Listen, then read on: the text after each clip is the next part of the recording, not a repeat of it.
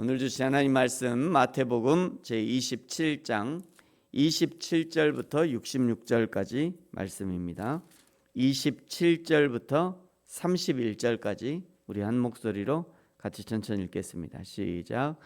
이에 총독의 군병들이 예수를 데리고 관청 안으로 들어가서 온 군대를 그에게로 모으고 그의 옷을 벗기고 홍포를 입히며 가시관을 엮어 그 머리에 씌우고 갈대를 그 오른손에 들리고 그 앞에서 무릎을 꿇고 희롱하여 이르되 유대인의 왕이여 평안할지어다 하며 그에게 침 뱉고 갈대를 빼앗아 그의 머리를 치더라.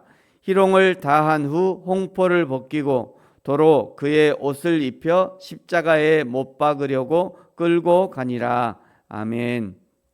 겟세마네 동산에서 잡히시고 베드로의 부인과 그리고 대제사장 가야바의 뜰에서 사형 언도를 받으시고 본디오 빌라도마저도 군중에 떠밀려 예수님을 십자가에 내어주게 됩니다.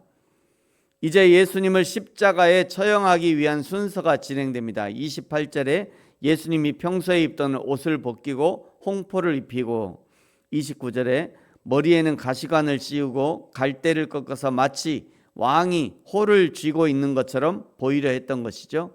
그리고 그 앞에서 예수님을 희롱하면서 유대인의 왕이여 평안할지어다 합니다. 31절에 마음껏 희롱한 후 홍포를 벗기고 다시 원래 입던 옷으로 갈아입힙니다. 32절에 십자가를 지고 골고다 언덕을 올라가던 도중에 구레네 사람 시몬을 만나서 예수님이 지고 가던 십자가를 대신 지고 올라가게 합니다. 예수님은 이미 재판을 받으면서 채찍에 맞으셨고 회초리에 맞으셔서 몸이 이미 만신창이가 되셨고 뼈와 근육이 드러날 정도로 심한 상처를 입으셨습니다.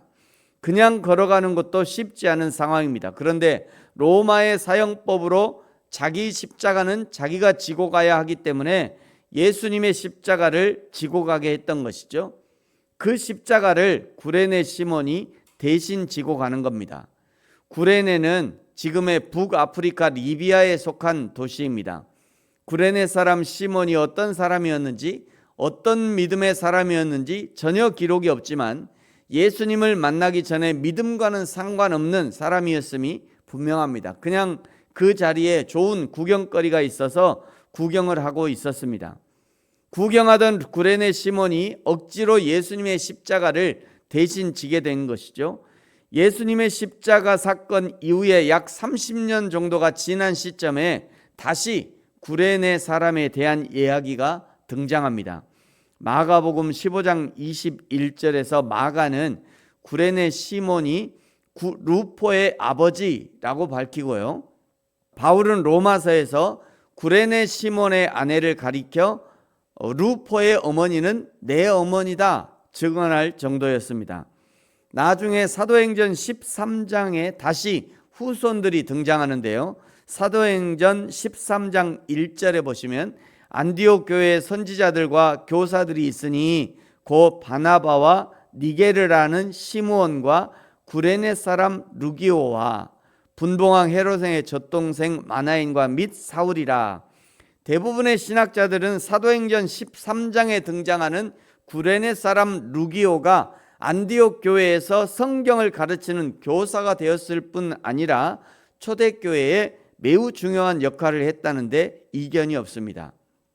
우연히 예수님의 십자가 행렬을 구경하다가 로마 사람들의 눈에 띄었고 그리고 예수님의 십자가를 함께 지고 갔던 것뿐인데 그 짧은 골고다 길에서 구레네 사람 시몬은 예수님을 믿게 되었고 신앙이 들어갔으며 그 가문이 하나님 앞에 쓰임받는 축복을 받았던 것입니다.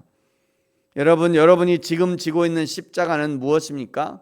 왜 내 십자가는 이렇게 무거운가? 왜 이렇게 괴로운가? 어떻게든 벗어버리고 싶어 하지만 마시고 그 십자가 나만 지고 가는 것 아니요. 내 안에 예수님이 함께 하신다는 믿음을 가지고 끝까지 포기하지 말고 잘 감당하시기를 예수님의 이름으로 축복합니다.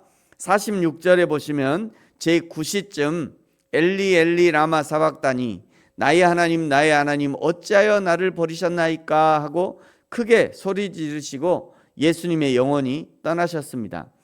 창세로부터 지금까지 성부 성자 성령 하나님이 늘 함께 하셨지만 지금 십자가 위에서 예수님은 처음으로 성부 하나님과의 분리를 경험한 것입니다.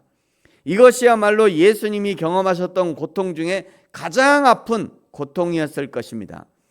이 예수님이 십자가에서 돌아가셨을 때 51절에 보시면요, 성소의 휘장이 위로부터 아래로 찢어져서 둘이 되고, 왜 위에서부터 아래로 찢어졌을까? 성부 하나님이 위에서 잡으시고 찢으신 거죠.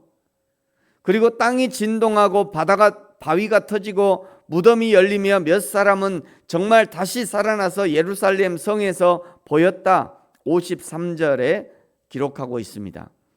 54절에 백부장들이 놀라고 두려워하고 모든 광경을 56절에 막달라 마리아와 또 야고보와 요셉의 어머니 마리아와 또 세베대 아들들의 어머니도 다 보았다라고 증인으로 기록하고 있습니다. 예수님을 십자가에 죽으시고 예수님은 십자가에 죽으시고 장사되었는데 63절에 보시면요, 예수님이 살아있을 때 내가 사흘 후에 살아나리라 말씀하셔서 66절에 보시면 빌라도가 경비병을 보내서 인봉하고 지키게 합니다. 예수님의 말씀을 믿지 않는다면 경비병을 세울 필요도 없죠. 그냥 무시하면 됩니다.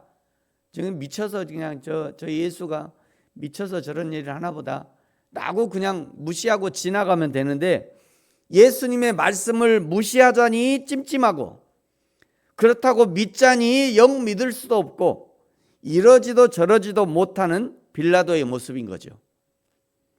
우리도 혹시 이런 빌라도와 같은 어정쩡한 자세로 신앙생활을 하고 있는 경우들이 있지 않은지 돌아봅니다. 교회는 다니지만 그러나 온전히 믿지는 못하고 성경을 믿는다고 하면서도 100%는 믿지 못하고 취사선택해서 예수님을 믿습니다. 나에게 좋은 것, 축복의 말씀들은 철석까지 믿고 부담스러운 말씀들은 믿지 않으려고 애를 씁니다. 그러면서도 늘 찜찜함을 가지고 살죠. 참으로 안타까운 인생입니다. 빌라도와 같은 인생이죠. 늘 양다리와 같은 그런 인생, 빌라도와 같은 그런 인생은 아닌지 돌아봅니다. 사랑하는 성도 여러분, 저와 여러분에게 하나님의 말씀에 대한 100%의 신뢰와 전적인 순종과 헌신이 있어지기를 예수님의 이름으로 축복합니다. 그리하여 하나님께는 영광의 인생이요 성도 스스로에게는 기쁨의 인생이 되어지기를 예수님의 이름으로 축복합니다. 기도하겠습니다. 하나님 아버지, 감사합니다. 빌라도가 예수님의 말씀을 믿어지지도 않고 믿을 수도 없고 그렇다고 무시하지도 못하고 어정쩡한 신앙생활을 하는 것처럼 우리도 빌라도와 비슷한 신앙생활, 축복이 선포되면 낼름 받아먹지만 부담스러운 말씀을 버리는 취사선택형 그런 신앙생활은 아닌지 돌아보게 하시고, 하나님의 말씀을 100% 신뢰하고 반드시 다시 오실 예수 그리스도를 믿음으로 오늘 나에게 허락하신 십자가를 담대히 담당하는, 믿음으로 감당하는 저와 우리 모든 성도들 되게 하여 주옵소서. 감사합니다. 예수님의 이름으로 기도합니다. 아멘. 하늘에 계신 우리 아버지, 아버지의 이름을 거룩하게 하시며 아버지의 나라가 오게 하시며 아버지의 뜻이 하늘에서와 같이 땅에서도 이루어지게 하소서.